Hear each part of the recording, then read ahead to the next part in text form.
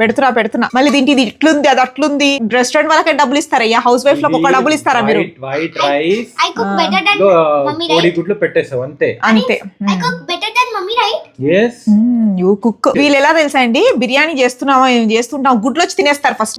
Jungle. So in hostel here of all the nights. మీ నాన్న పెద్ద తురుంకాడేం కాదే, మీ నాన్న గురించి చెప్పాల్సిన అవసరం లేదు. సో ఇది నేను యూట్యూబ్ లో చూసి చేశాను. ఇది ఏంటి అంటే చెన్నై వాళ్ళు చేస్తారట బిర్యానీకి వంకాయ కూర.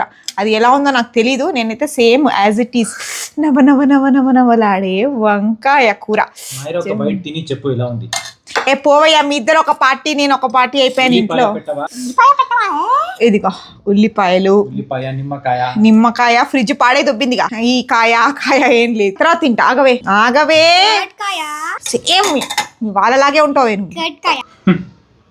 సూపర్ ఉంది తెలుసా, చాక్ ఇంకా బాగుంది.